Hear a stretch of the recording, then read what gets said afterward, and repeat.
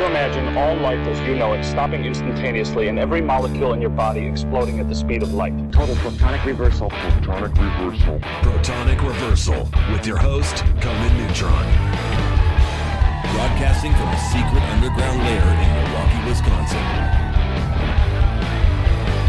A gigantic middle finger to everything that is rotten about music, rock and roll, and corporate power. The thing is, though, if you don't laugh, you're going to go on a killing spree with sharpened nails. Confidence of a hero or a fool. I wasn't exactly certain which. Could not be more professional. It's only one I choose to devote my life to. That's okay. It means something. It means something. And take that away. You know, that's my take. What's yours? Protonic reversal. That's like a science thing, right? Indeed it is. It is a science thing. It is a science place. It is a scientific fact. We're all up in your face. It is time once again for the one, the only Protonic Reversal Sunday Quarantimes edition. Thanks for joining. And today we have the man, the myth, the legend himself, Mr. Aaron Beam of Red Fang. Welcome, Hello. Aaron. Hi, how are you? It's been a hot minute since I've seen you. I guess it's been a hot minute since anyone's seen anybody, really. Yeah, exactly. Welcome to the show. It's good to have you. Thanks. It's good to be here. So Red Fang back in action with a kick-ass new record. I was just jamming it upstairs. How's that feeling? Did you start recording this one pre-COVID, or was this a COVID record, so to speak? Yeah. It wasn't a COVID record. We had started writing probably in actually 2017 and took most of 2019 off just to write and record. And so we recorded it in some pieces like September and November. And then we're basically completely finished with our part by December of 2019. And in one way, we sort of lucked out because we had everything all pressed. Everything was already like manufactured before COVID hit, because I think a lot of people are running into problems actually getting records made, like physically made. Yeah, absolutely. Yeah. So we were supposed to release it on May 29th of 2020 and then tour the US in June and Europe in August, and had all these plans, and all of it would just screeching halt. Yeah, all of it just got a bunch of lighter fluid sprayed on and lit on fire, basically. Yeah. Well, it's a ripper, and it's your so it's the first album in a while. I was trying to think. I was trying to place how many it's been. Right. Is it the sixth? It's the fifth. So so the first record kind of is a weird one because it's like it's a hodgepodge of and right, totally. Which is how I came to know you guys. We'll get to that in a second. But it's our fifth official like full length release. And it's a mean record, and in a good way. Like it's cool, it's interesting, but it's not the Operation Mindcrime. It's not. It's definitely. it comes at you. It hits hard. It kind of almost feels like you're delving into some of the more like your versions of like Bullhead or something along those lines. That you're kind of like trying new stuff, pushing the envelope of the song. That kind of good stuff. Was that like a conscious choice, or is that just something where like, hey, we just don't want to repeat ourselves. We want to keep pushing this forward? Sure.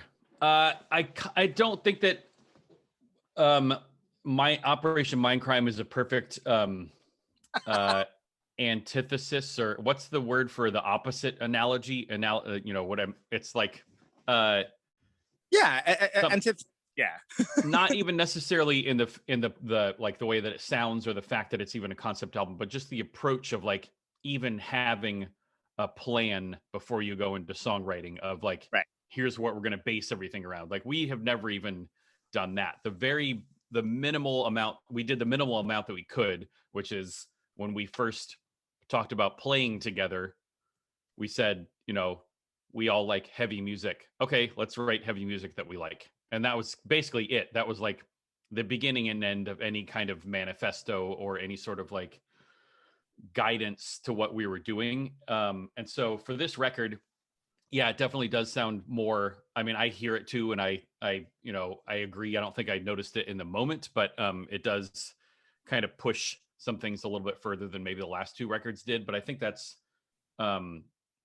why I've said that this one felt in the making, the process felt more reminiscent of Murder the Mountains than it did of, any of the other records. Because I think with that one, we were just kind of like, hey, we've got a bunch of ideas and no pressure, and we just like do whatever we want to because no one cares, because we didn't have a record, we didn't have a deal with any label or anything, so it was just kind of on our own time, and we just made a point of doing that for ourselves for this record. We just, like I said, just essentially took almost all of 2019 off just to write and record. Right. And so the stakes are different when there's an engaged audience, right? When there's an engaged audience that is looking to hear what you're throwing down. Exactly. And as much as almost every artist always says to themselves, like, oh, I do this for myself. There is a difference between actually doing it for yourself and, kind of, well, it's for myself, but, people want to hear the, when it's the guitar, Totally. I mean, you can be still writing for yourself, but when you even just having that awareness that there's an engaged audience just changes the formula a little bit. And that's the thing that I felt like I can't speak for anybody else in the band. I mean, I feel like it sort of is clear from just the result, but I had not yet figured out how to get away from that on the last couple of records. I mean, they were fun, and they were, I would not trade them for the world. I mean, especially being able to work with Ross Robinson was just amazing. Yeah. But internally, I was still having trouble sort of separating myself from that acknowledgement that there is an engaged audience. And so with this record, it was sort of like, just trying, I think that not touring actually helped with that. Like being actually physically separated from the audience more helped, and being able to insulate ourselves from like the label and our managers being like, so when's the record coming out? We'll just be like, when it's ready. It'll come out when it's ready.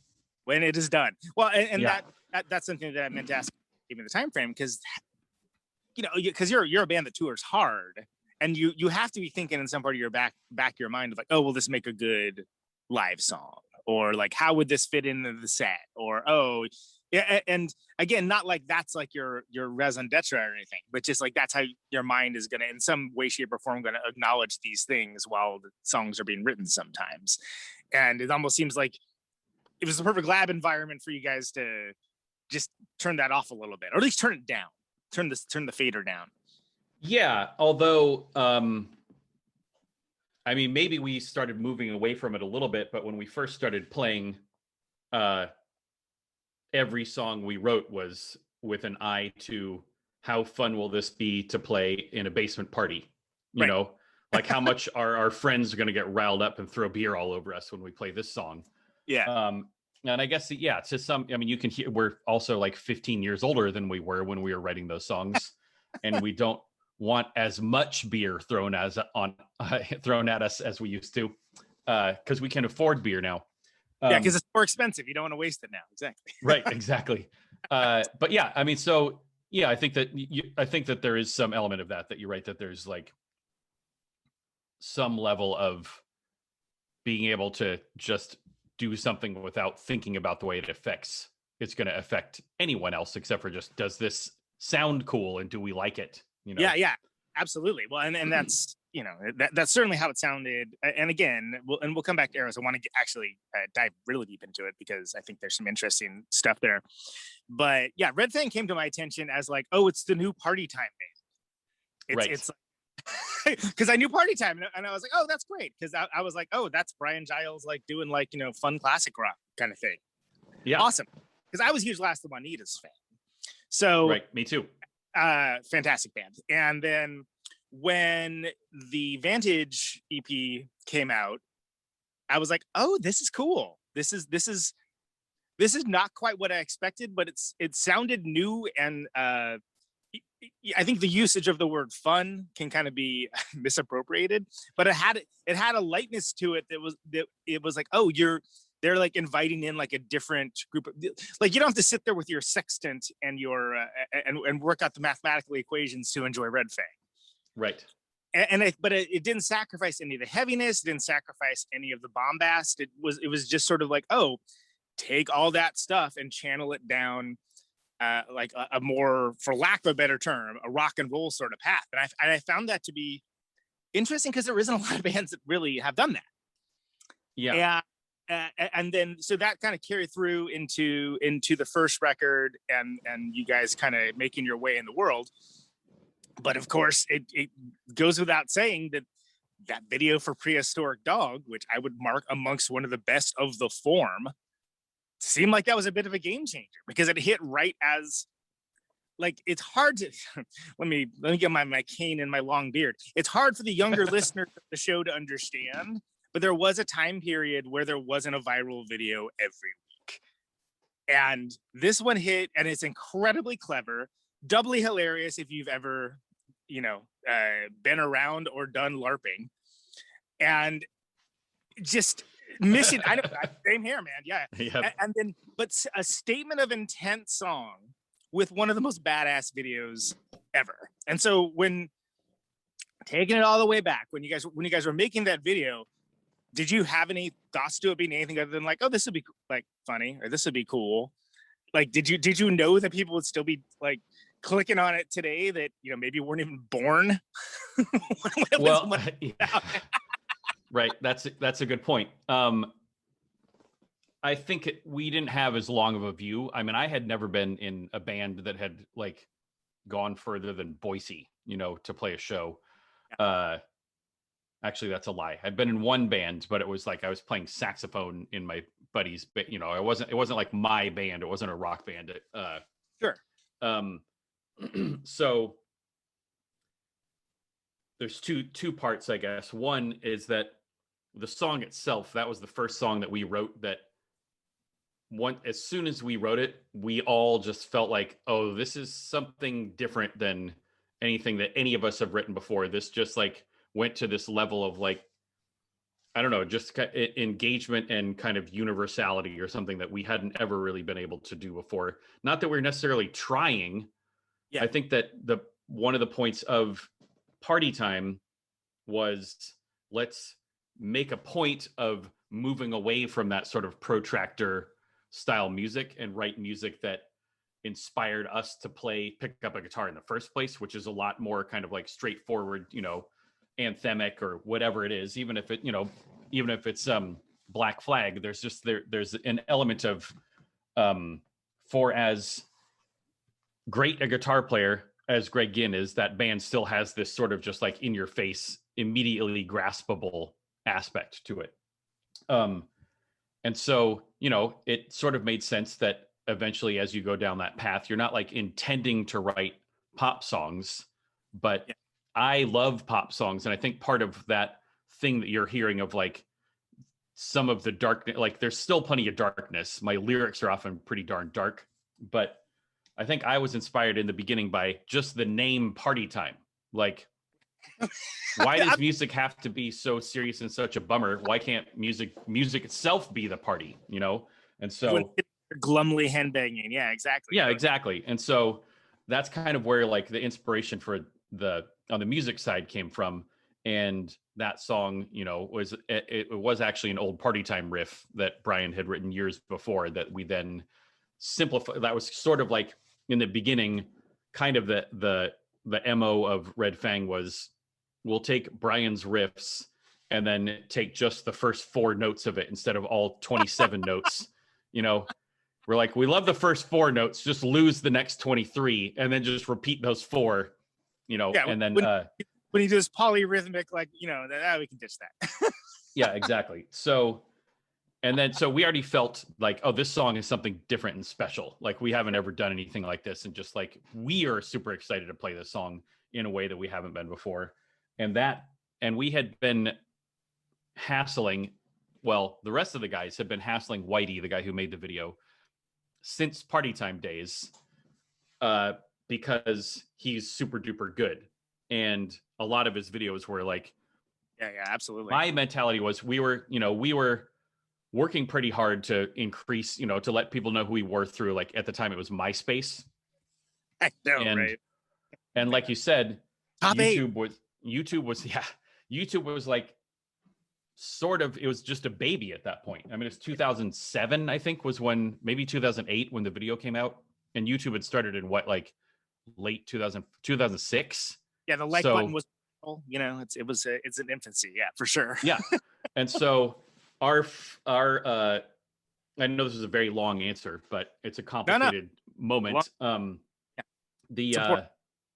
So the first part is the song, and then the second part is our mentality about getting a video made. And our thought was, Whitey makes hilarious videos. We loved his video for it was Charlie from the Planet The had a band called Panther, and Whitey had made a video where he's like in a room that's everything is made of cardboard. He has like cardboard headphones, a cardboard bed, a cardboard record player, and he's dancing. He does these amazing dances, and he's dancing around. And then there's a punchline at the end that I think you should go check it out. I think it's called "You Don't Want Your Nails Done."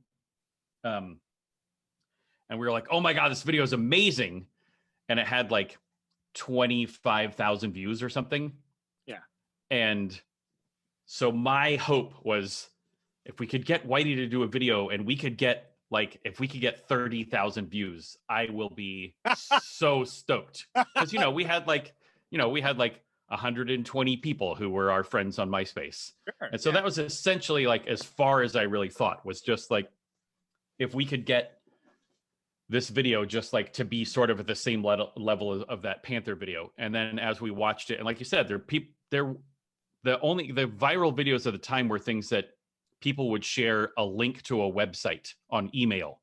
Right. And then you go, oh, have you seen this, video of the angry hamster or whatever it was, Yeah. Here's the GI Joe PSA parodies. Yes, exactly. Embedded AVIs on a website. Exactly. Just a list of them. And you're like, oh, I'm going to download them all and then have them on a floppy disk and bring it to a party. Yes. I remember it well. Yeah. Oh my God. Times have changed. So but then obviously it was the conning of this stuff of it, and like you happen to get in with something that was very clever. It was something that like I don't think you needed to give a fiddler's fart about the pedigree of anybody in the band to be like, oh, that's an awesome video. Yeah. And that hit at like a time where there just wasn't a lot of that going along. I mean, certainly, again, it just wasn't like how it was now. And I know people, younger listeners, especially because I hear about them, don't like hearing about that, but it just freaking wasn't. I'm not saying one is better, but it just wasn't. So sure. And like you said before, it was also at a time where cable TV was kind of on the way out, and MTV wasn't showing videos anymore. Music videos just kind of weren't a thing. And so right when that came out and people started noticing us because of that video, one of the most common questions was about like, what made you guys think to make a music video? Because no one was really doing Nobody was doing it. Yeah. I mean, with Panther, it like made sense because it's like when he started that off, and I love the Planet Dub, by the way, brilliant band, way underrated, frankly. But it's almost like he didn't really know what he was going to be doing with it at first, and so it was like, well, of course you're going to make a video because you're making this genius music and like doing this cool thing. You want to share it with people. Yeah, but it was not a thing that like a rock band that wasn't like U2 or something like would be doing. I don't know why I keep bagging, but like whatever, they're a big band. We get it. Well, I think it's fair. It's fair to bag on them. Maybe it's not their fault. Maybe it's Apple's fault. But that goddamn album. Oh my God. I never had an iPhone, but Brian has one, and it's like he would delete it over and over and over again, and it just kept reappearing. Yeah, it showed up like an STD every time I tried to delete it. I mean, so I hear. But like, and the audacity of them thinking they're doing everyone a favor by doing it. I mean, like, that's a separate podcast. But yeah, here you go. Yeah. Oh yeah, you never consider the fact that somebody might not want this, and it might be looked at as invasion of privacy. Yeah. What? But we got Ballad of Joey Ramone. Everyone's gonna want to hear it. Anyway, you too. So prehistoric dog, and of course, in the video, if there's someone somewhere listening or watching this that has not seen this video, I mean, look, all I can say is beer can armor. Like if that doesn't drag you in, I don't know what will. And I just looked right now, and I think it's the OG upload, but it's 1,104,891 views. So definitely hit the 30K mark, and that's on the sort of. They changed the aspect ratio later. Yeah, there's several. That one it's a little frustrating because we posted it so early, we didn't really know what the rules were. And so I think there's like 5 different versions of it and like 3 of them have over 1 million views. I'm not like, I mean, I'm bragging a little bit, but no, I'm not trying to brag. It's just, it's frustrating because we would love it if there was like one place that had all of them, but so that we had a better idea of how many, how far those things are reaching people. But you got the, there's the Monty Python, the Holy Grail sort of homage with the hilarious. Yeah, luckily it was my arm that got cut off because that's, I'm maybe not, but I feel like I'm probably the biggest Monty Python nerd in the band. I mean, it's. There's so much to love there, not the least of which is that, again, as I mentioned, I think Prehistoric Dog is like kind of a statement of intent song from you guys. It's sort of like, if you can listen to Prehistoric Dog and you're like, oh, this rules, chances are you will like this band. It's not that every song sounds exactly like it, but chances are you will like this band. I think that's fair to say. So did that, and I think for a lot of people, and especially if they came on like a little bit later, like with with the whole PBR element and that thing along those lines, was it sort of a fast ramp up towards like playing like these bigger shows? Because again, you guys had contacts from like being in the indie world and playing shows and touring on like the shit eating level like everyone else for years and years. And it wasn't like coming in like some assembled LA style band or anything along those lines. Like you already had like a deep knowledge of the world of touring and a lot of contacts for there, but it kind of seemed like stuff hit differently with this band. Yeah, for sure. I mean, it was, I think we'd done one like big US tour before the video came out. And it was awesome because most of it was with the fucking Champs and a band called Birds of Avalon because, I saw the Champs when they played in the mailroom at Reed College in like 1995 or whatever it was. I've known those guys forever. And I mean, like you said, we had contacts. So we were sort of like, we'd done a pretty good tour already before that video came out, but definitely the pace changed pretty quickly. I mean, for me, because like I said, I hadn't really been in real touring bands until really Red Fang. I'd been in bands that I went from essentially zero to okay, now I'm in a band that's actually touring, and it was like, it didn't feel meteoric or anything. It did feel pretty steady because we started out with a tour where one of the shows we were playing for 2 people, and one of those people was the slam poetry lady who opened the night and then started packing up the PA when she was done. We were like, wait on. Can you can we convince you to stay a little bit longer? Just give us 35 minutes, please. Yeah, exactly. And so, that was the first tour. And then we did a couple more shows that started getting a little bit bigger. And then, our local shows started doing better. And then we did that US tour and it was better. And then I think it wasn't long after that we got the video made. And then the next tour that we did was opening for Clutch. And we were first of 4, but like all of a sudden we had a booking agent, we had like a proper label, we had a lawyer, So yeah, things changed pretty fast, but we knew the guys in the, like John knew the drummer Trivet from the Sword from like way back. And so we just had a bunch of people that we knew that we could, and like big business where, they were already like doing more than we ever had. And so we just kind of like talked to all of our friends who had started like, or were in the, like, a little bit higher up or whatever. I just got a bunch of advice. And I guess at our age, it was super duper exciting. Don't get me wrong, but it also felt still like within the world of possibility just because of the number of people that I'd gotten to know over the years.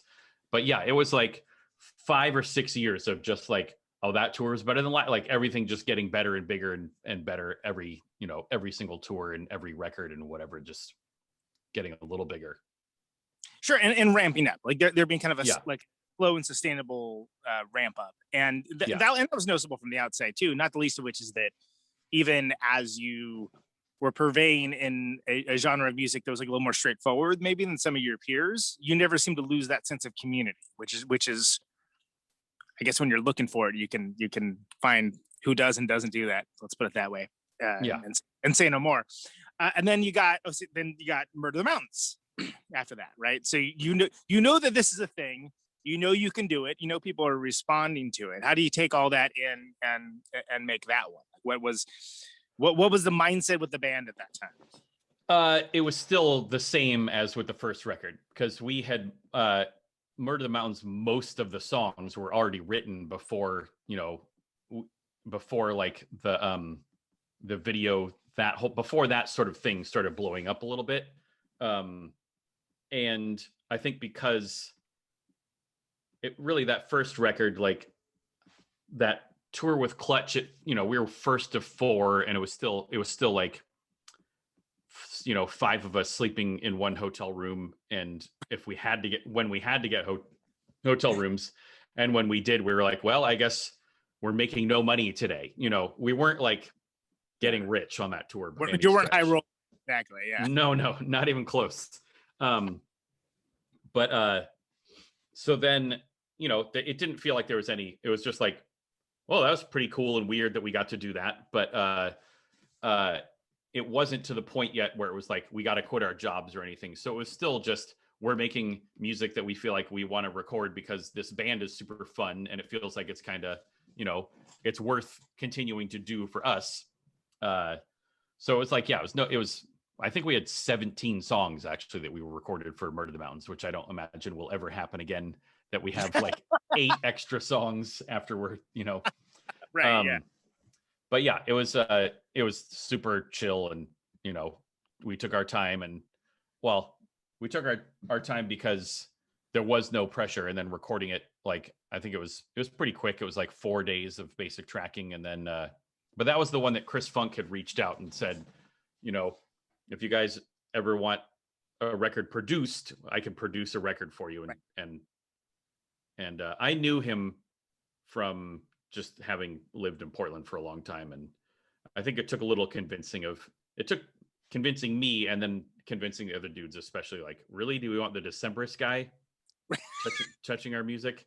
Because of course a producer can, work in multiple genres, but when someone is known for like a specific thing, the immediate thought is like, ooh, I don't know. Is that gonna work? Yeah. Obviously it worked pretty well. And it turns out it worked okay. It's funny you mentioned, being, on the money side, having to be economical and whatnot, because of course the video for that one is the excellent video for Wires. Yeah. Which I think is just an absolutely genius conceit, which for those that have, there's, you have the budget for the video, and then you get to see the budget kind of go down as items for the video are procured, and then there's a very lovely denouement to all of it. Yes.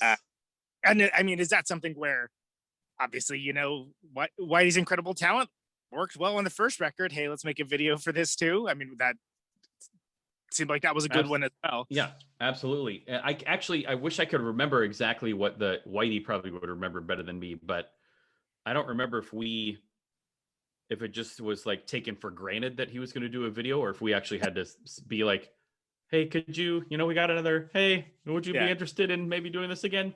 Tugging on the Yeah, I don't actually remember that part of it, but because after that, then it just started becoming a given that we were gonna that he was gonna do it. Yeah, so it was like a natural symbiosis, so sort of like, well, exactly.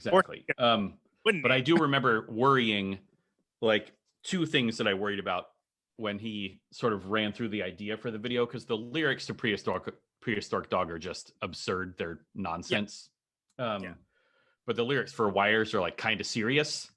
And so I was kind of not convinced that doing a pretty silly video that's totally unrelated to the lyrics was like, is that going to reduce the impact of this song or something? Like, is it a bad idea? And in the end, I'm super glad that we did do that, because it reflects, I think it made me reflect a little bit more as a person on just my relationship to art versus the person, and also just the fact that humans are not as simple as like everything is down one channel. You can be like, I mean, I've laughed at Awake before, I've like, it's so doesn't have to be a literal translation in that way. Exactly. And then the other thing I worried about was, is there any fucking way, I don't know if I can curse, but if I can't, I'm sorry. You're fine. That this video could come anywhere close to the, level of awesomeness that was set by Prehistoric Dog. I was just like, there's no way. It's going to be such a letdown. And then once we got out on tour for that record, a bunch of people were coming up to me like, I love your video. And I just immediately assumed they were talking about Prehistoric Dog. And then turned out, once I started talking to them a little bit more, they'd never even seen the Prehistoric Dog video. So, right. Well, yeah. And I guess that's the problem, air quotes, with having like a really awesome video right out of the gate, is like, then everything afterwards has to like be kind of stacked up against it. Like, oh, well, is it as good as Prehistoric Dog? Because if it isn't, I don't know, maybe we shouldn't do it. And if you go down that path, that way lies madness, frankly. Yeah. And luckily, that wasn't affecting Whitey at all. Like, he's just like, he's constantly creating and has millions of ideas. And so I don't think there's any part of him that had any doubt whatsoever. He's just like, even if it isn't as good, I'm just going to do another one after that anyway. So, and I think, I mean, luckily, I feel like it's basically, sorry to steamroll, but I basically think that it's totally on par with Prehistoric Dog as far as the entertainment value. And that actually, for my brain, once you have done two, then you're like, now you're free to like, okay, now the natural dips and rises are a lot easier to tolerate for us and for the audience. They're not like, lots of times if the first thing is like amazing and the second thing is terrible, then everybody's just like, oh, it was just a fluke, goodbye. And then they never pay attention again. But if you do two good things, then they're like, oh, okay. And then they forgive the third thing. So I always try to do like, I'll try to make like two good jokes and then a terrible joke when I'm meeting somebody new. just to keep them guessing. Exactly. Yep. Well, and what I was saying was actually something pretty close to that. So that's hilarious. I should have just let you do it. But but yeah, I mean, the band's growing, kind of reaching new folks, and getting some new opportunities. You're playing bigger shows, playing different audiences, and it's something where you're not there as like Make-A-Wish Foundation winners. Like you're there because you earned it. You're there because you've put in the work, and because you're operating in a genre that honestly, like, I feel like a lot of bands maybe attempt but don't pull off so well. So you're doing something. It's unique, but it appeals to. I mean, I just think back to wasn't there that festival that you guys played that like Metallica like picked the bands? Yeah. I can't remember what it's called. Orion Music and More. I was gonna say it was named off of a song of theirs, and I couldn't remember what it was, but like, I mean, that's got to be like a thrill, right? To be like, holy crap, like, I mean, for sure. That's like that. Yeah, icons. Yeah, absolutely. I mean, that's like, people ask a lot, once you've kind of been in the music world for a while, do you still get starstruck, or do you think you could ever get starstruck again? Yeah. That answer came for me when we played that festival, because on the way out, we were just like, there's no way that anybody from Metallica actually has heard our band. And, it's like some guy, one of their like 15,000 employees whose son was like, hey, Dad, it'd be cool as if we got this, these old fat guys to play Metallica's festival. Yeah, the assistant night shift manager was like a big fan, right? So you gotta be something like that. Yeah. So we were just like, the only way that we're gonna believe that Metallica actually, handpicked us for this thing, which is what the like thing that went out to all the bands said, is if James Hetfield comes over and introduces himself before we play. And like 8 minutes before we're supposed to go on, I was like, it's not gonna happen. And then Chris Coyle, our tour manager, comes like huffing and puffing over, and he's like, I'm stretching out or whatever, and he's like super agitated. Everybody has to, good, I'm glad I found you. Everybody has to assemble over here 5 minutes before you go on. You have to assemble like right behind the stage, because James Hetfield is coming over because he wants to say hi before you guys go on. I was like, yeah.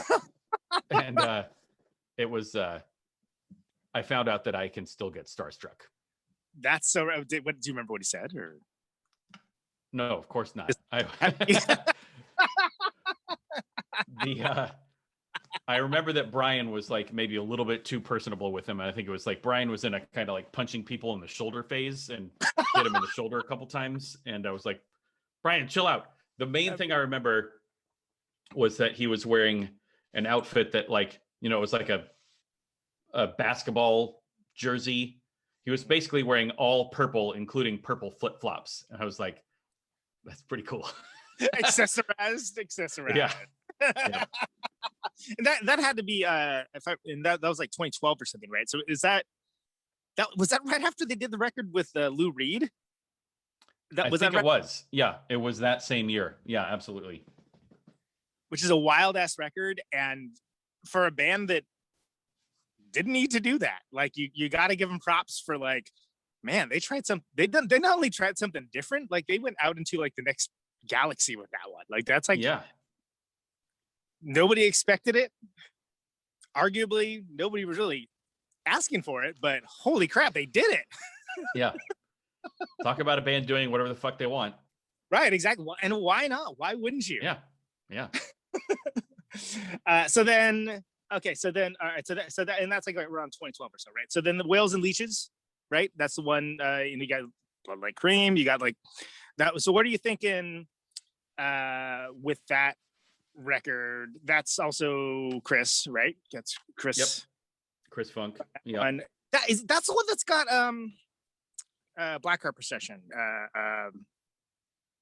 Paul Jenkins. He did some Saw on there, right? If I remember correct. There's a bunch of kind of cool for the people who are listening kind of things with that one. As Vance Powell, who mixed Murder the Mountains and Whales and Leeches, he would always say, "This one's for the smokers." We'll put that in there for the smokers. Like once you have your headphones on and you're like just really focused, then you're like, "Whoa, holy shit! There's a thing over there." There's a thing in like the stereo field over there. Yeah. Somebody just said, "Go to bed." And it seemed like that one was pretty well received. It was, again, you're building off of what had come before. Yeah, I mean, I think that one was a little hard for us. Like, we are feeling real worn out from lots and lots and lots of touring, and it was the first time we'd ever experienced getting like pressure, I guess is the best word for it, from the label and from a label and from our manager, like, "Hey, when's the next record coming out? How are you guys writing?" Like, blah, blah, blah, and we weren't accustomed to that. And so, and add to that John was quitting smoking during the writing phase of that record. So there was a lot of sort of like pent up feelings, or maybe even not so pent up. And so actually I feel like a lot of that record feels like kind of anxious to me. And there's a number of songs on there that I wrote about, like, are we ever going to be able to kind of do this again? The way that, is anything going to work the way that it worked on Murder the Mountains again? I mean, not quite that explicit, but that was essentially what that song, what's it called? Banger Culpepper was the working title. And I can't remember what the final Voices of the Dead. That song's totally just about, yeah, I don't know, did we lose the magic? I don't know. I guess we'll see what happens. But yeah, it ended up manifests as sort of like a vague darkness. Like, it doesn't come across as like a band in crisis, but it comes across as like a vague darkness for sure. Yeah, just sort of like anxious and just like, like kind of just a little scared about the whole process. But there's some great songs on there. I'm very proud of. I feel like Blood Like Cream turned out really well. Dawn Rising is one of my favorites. Yep. I love Mike Scheidt's contribution to that one. I love Paul's contributions to the Every Little Twist, and he also sang on one of the outtakes and just like took lead vocals on it, which I think was awesome. But yeah, definitely had some high moments and some low moments, like almost any record does. And it also definitely, like, I think that's one of those ones where I was surprised to see that, you know, if you look at like Queens of the Stone Age album sales, that it was the record after Songs for the Deaf that sold what, you know, that's their like top seller. Right. Yeah. And I think it's called Era Vulgaris, but to me, Songs for the Deaf is like, you know, Rated R and Songs for the Deaf, and even the first record are like, it's Lullaby Paralyzed and Era Vulgaris, not to be that guy, but it's all about what? Lullaby Paralyzed is the one after. Right. Which I think that and Era Vulgaris are very, very underrated records, frankly, that people were just very obsessed over Nick Oliveri and his absence. And I think there's a lot of great tunes. But yeah. I mean, so Whales and Leeches is there's a certain amount of anxiety within the band, but it certainly comes across as authoritatively. Great album cover. I mean, that's Orion, I think, right? I mean, like from the school of like going back to like Black Sabbath album covers. We're like, whoa, what's going on there, right? But like it with a modernist sensibility. To me, it definitely seems like you're a band that you knew exactly what you were doing and you knew exactly where you were going from the outside. But it's interesting that you say that, you know, there was some degree of worry on some subconscious level or something. Now that's the record that you went on Letterman with, right? Correct. Which that is one of the I will say to you, Aaron, that like that's every once in a while something happens where you're like, oh, this is for all of us. And that was this is for all of us, because you guys are sitting up there with your beat up old Sun amp head. You know, you got a freaking classic Fender that has like the horn practically missing. Like, it's just, you guys come in like a bunch of alley cats, you know, and you just rip it up on David freaking Letterman. So if you don't mind, could you speak a little bit for like how that came to pass? What was that? Sure. Experience good? I mean, it seemed freaking awesome for me. Yeah, absolutely. Well, just to start off, it was absolutely fantastic. It was a just terrific experience from start to finish. It was our PR person just had contacts, Monica Seide. She had contacts with all of the kind of late night places and or the bookers, I guess. And because we'd gotten some attention, you know, with Murder the Mountains, and then that I think that Whales and Leeches was like it debuted somewhere in the Billboard, whatever. Letterman apparently just really likes rock music. I don't know if he'd heard our band, but also he had put a he made it clear to his team that he likes to be the place that debuts new bands that people are, just kind of discovering. He wants to be that guy. And we're friends with this guy Sean Cox, who he's like an old Portland guy who was like teched for Poison Idea and now works for the Foo Fighters and has for a pretty long time. And so they, we kind of discussed with him, like, what do we need to know going in? And he said the main thing is the crew there have been, it's the same crew since like 1981 or whatever. And they, yeah, well, they're loyal and, they're super duper good at what they do. And they just be polite. He's like, I know you guys and I know what you're like and you're going to be like this anyway, but say please and thank you. Please and thank you goes a real long way. And so, and the other thing leading into it was we got an email asking if we wanted Paul Schaefer to play with us. I was going to ask because I remember distinctly it's the Pixies. There was an appearance where it wasn't just Paul Schaefer, but it was like the whole band, and David Levering has like the maracas or something going, and it's just like, wow. That was they would like at least Paul with the company, right?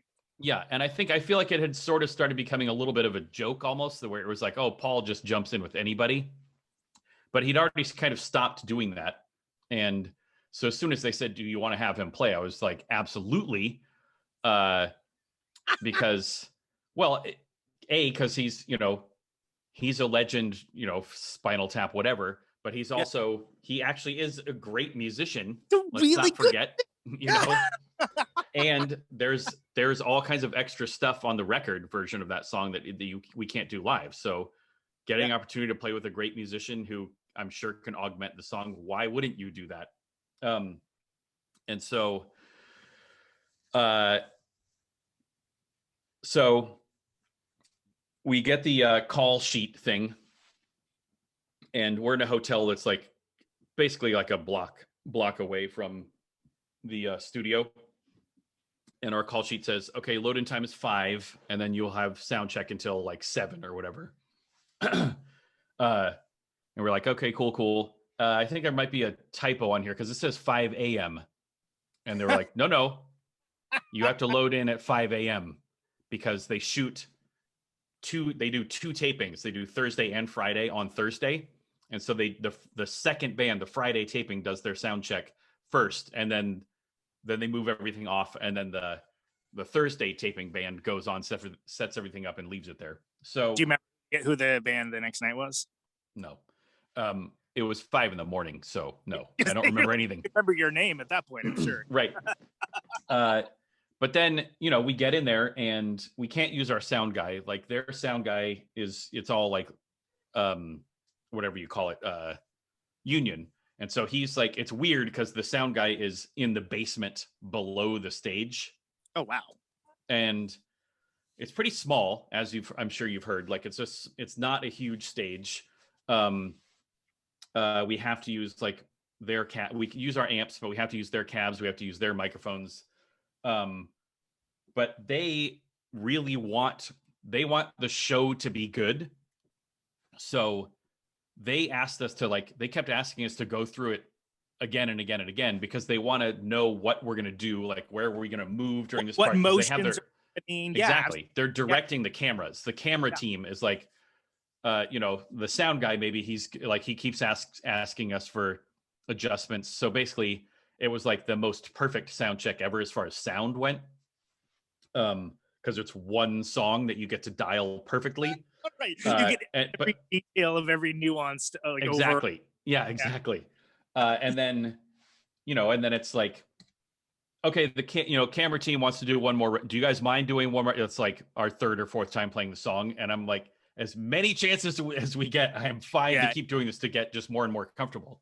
Sure. And then the other thing that we heard is, if you guys can stick around a little bit longer, the crew's telling us this, like Paul is actually coming down to rehearse with you guys, which they're like, I can't even remember the last time he came down to do like the early rehearsal, Yeah. So he basically, which gave us the impression like Paul was actually stoked to do this. And then once he got there, he was like super friendly, and we ended up running the song. He was like, he wanted to just keep doing it over and again. So we practiced the song. I mean, sound checked, whatever. We probably played it like 8 times that morning. Yeah. And so I was really, really comfortable and prepared on that stage and ready to go. And then we all leave, try to get naps, and then I think our call time to come back is like 4 p.m. And there's very little room. I was very happy that as we got in, like we were getting into the elevator to go up to our dressing room, and Paul was in there going down to go start taping the show. And he was like, "Oh, I'm really glad I caught you guys." And he had his sheet music where he'd written all what he's going to play. And he's like, awesome. During this section, like right here, blah, blah, blah. And luckily I took piano lessons growing up, so I actually can read music. Yeah. Wow. And he's asking about these sections. And I was like, oh no, here, actually, that should be a G, and what, so we adjusted some stuff on his chart right before he went out. It was great. And then just like nerves are getting worse and worse and worse as the time approaches, because it's the commercials, the breaks that they take are exactly as long as the actual commercials. So once they start taping, it's like, okay, you are going to be on in 35 minutes, Yeah. And it's just that kind of roller coaster thing. Like you feel like you're like, I kind of want to get off. I don't know if I want to do this. But then as soon as you start going, it's amazing. And he was, it was great. We got to take some pictures with Paul afterwards, and it was pretty great having Dave come over and shake our hands and stuff. So yeah, it was a highlight of my life for sure. Yeah, that was a beautiful moment. It was, and again, and you guys killed it too. And there's always that, I'm sure that kind of when you aren't in that world all the time, you have that like, what if I just forget all the words suddenly? Or, like it's like there's those weird anxieties that don't make any sense that are lurking somewhere in the back of your right. Yeah. Pushing to get all the words. It's fuck you. That's lovely, man. That's awesome to hear, and it was awesome to see. Like it was one of the things that like, who allowed this? This is awesome. Yeah. Hopefully that story, I wanted to try to give like all the details so you can really, I mean, I know that sometimes it can be too much, but because I, never anticipated being able to do something like that myself. Like I'm just curious, like what is every single thing that happens? And so that's to the best of my memory, that's basically what the day was like. I'm very excited that you did. And actually they have I think CNN's doing this history of late night thing recently. And I was like, oh, I'll watch that. And it turns out way more compelling than I even expected it to. And it is something that it's easy for folks to forget that, like, what a fucking groundbreaker David Letterman was and what that show was. Changed absolutely. Yeah. I mean, the whole just approach to like the way he would do skits on the show, like tons of stuff that he did was game changing for the genre. He's a genius. Absolutely. He deserves to be a 80 millionaire or whatever he is. and have the most epic beard of all time as well. Yes. I love that was his first move, is just to grow this like, Gandalf beard. It's like, respect. After giving us shit giving John shit for not having a beard. Yeah, exactly. for pulling the Frank beard of ZZ Top. Yep. I want to be mindful of your time. Normally, yes. what I would do is I'd go through like a song by song on the new record. We're certainly not going to have time for that, but we can do it another time. That's fine. Cool. Yeah, if you want to do, I would love to. I mean, we still have to talk about Only Ghosts and whatever. If you want to do a follow up, I'd be more than happy to do that. Let's do that. Yeah, let's. Doesn't it? I mean, it's not going to be today. That's fine. But I'm sure we'll both be able to do it later. Yeah. So we can consider this a part 1, and then we'll. I love it. We will have a part 2 at a later time. So Aaron, I want to thank you so much for spending so much time with me. And it might seem a little weird since we're going to do this, as I just announced 10 seconds ago, as a part 1 and a part 2. But there's a canned question I ask folks at the end of the show whenever I have them on. You can choose to interpret it however you like. All right. But why do you do what you do? That's pretty easy. It's because I can't not do it. I just actually filled out I was just typing an interview this morning where they're asking about like, what were the challenges to doing this? And like, how did you keep persisting when blah, blah, blah, blah, blah. And the way I think about it is like, how did you stay motivated to keep eating every day? You know, it's like, you don't have to convince yourself, like there's a thing in there. It's called hunger. And it makes you go like, oh shit, I should probably eat something. And it's the same, exactly the same. It's just like, it's a necessary for my survival. I love it. Well, I'm very excited to have had you on. The record's awesome. We will get deeper into it. I'm excited to come back and do a part 2. I think that because even like half an hour wouldn't be enough to fit the rest of all the boring bullshit and my long-winded answers. Every time I have to blast past something, I always feel like you're leaving something cool on the table, and that's what's the point of having? We never even got to talk about U2 and Negative Land, which I will at length for sure. Aaron, dude, thank you so much, man. Thank you very much. We'll talk soon. All right. Take care. Bye. There he goes. Aaron Beam, Red Fang, part 1 of what is sure to be an epic 2-part interview with the man. Let's listen to something off of the new one. This is Arrow.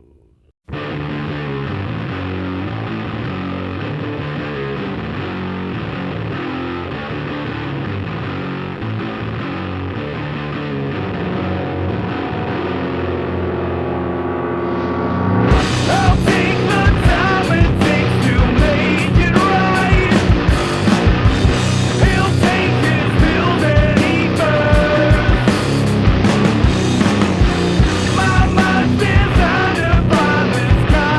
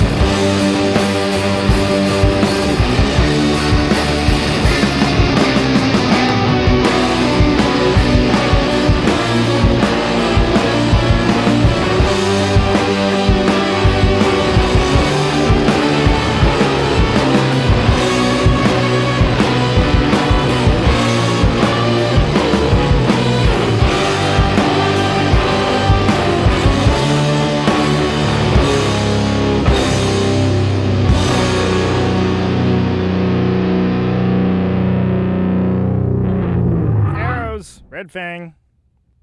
Guess what I'm gonna play now? Take 3 guesses. First 2 don't count. That's right. Prehistoric Dog, baby. Yeah, coming at ya.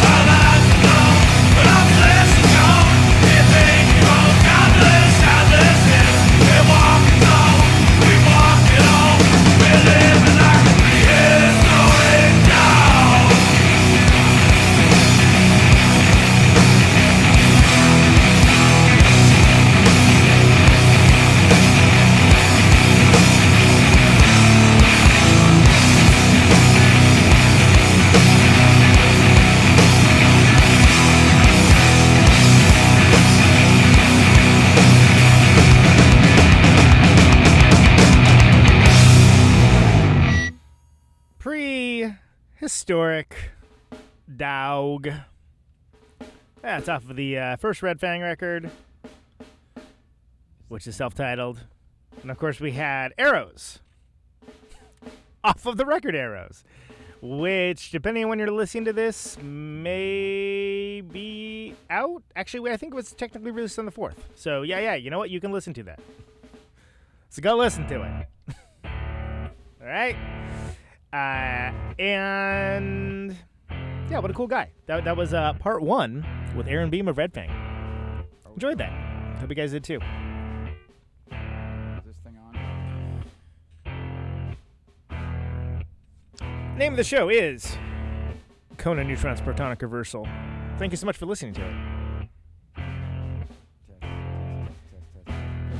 This show airs on Radio Nope. Usually Thursdays, 8 Eastern, 7 Central, 6 Mountain, 5 Pacific. Sometimes I do these Quarantimes edition. You know, it's how I roll. It's how I do. As we come to the close of our broadcast day. ProtonicReversal.com for the archives. Always free. No ads. No sponsors. No kidding. My farewell transmission. But $1 a month at the Patreon level. Patreon.com/ProtonicReversal will give you episodes sooner. So if that is a thing Mr. and Mrs. America, and all the ships at sea, that is of interest to you, go do that. anyone within the sound of my voice. This is episode 253 with Aaron Beam of Red Fang. You can find all the archives anywhere you find your podcast. 50,000 watts of power. Thanks everyone for all the nice feedback. And if you remember, Ionize the air. if you share the show around, it helps people find it. Helps it be found. So it's always appreciated. Thank you so much for that. Microphone Liking, subscribing, sound all that stuff. into electricity. Can you hear me now? Stay safe out there Out on Route 128, it's dark and lonely. and take it easy. I got my radio on. Can you hear me now? Can you hear me now?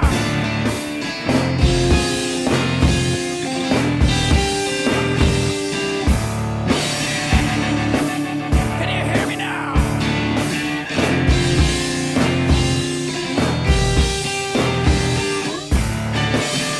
Can you hear me now?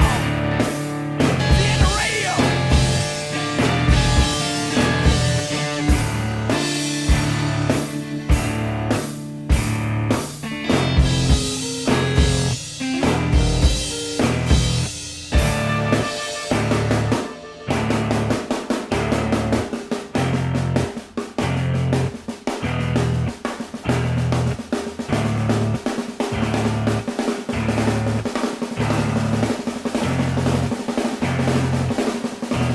And that snare drum and that drum roll means we've got a winner.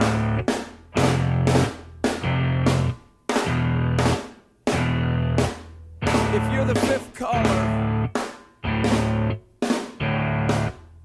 or any caller at all,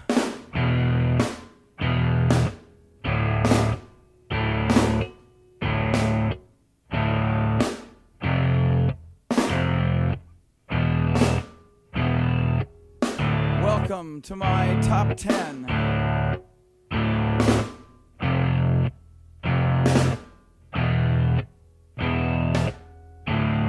I'd like to thank our sponsor. But we haven't got a sponsor. Not if you were the last man on earth. She was prepared to prove it. This one goes out to a special girl.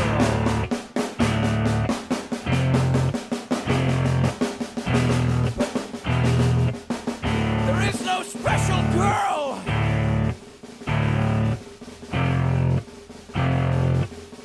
It's the end of radio. The last announcer plays the last record. The last what? Leaves the transmitter. Circles the globe in search of a listener. Can you hear me now? Can you hear me now?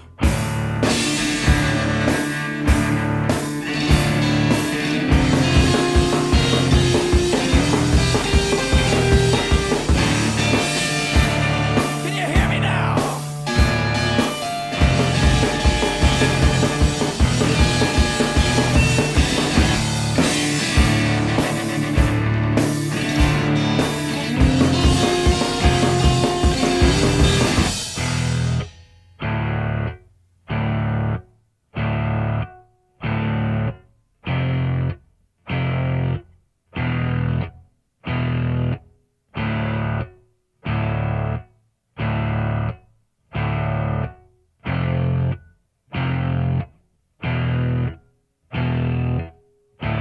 really broadcasting if there's no one there to receive?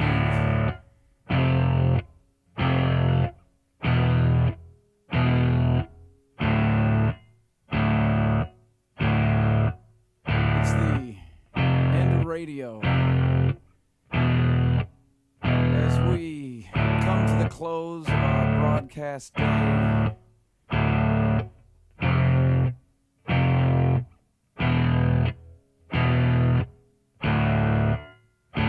got my radio on.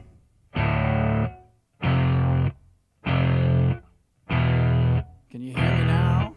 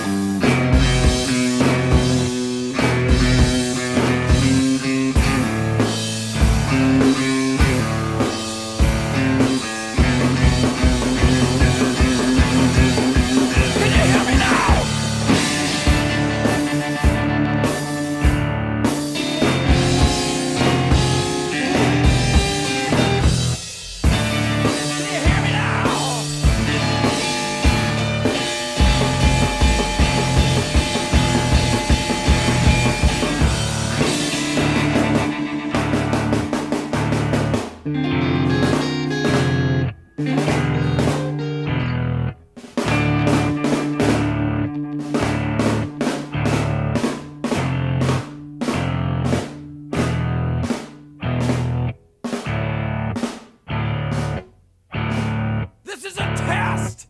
If this had been a real emergency,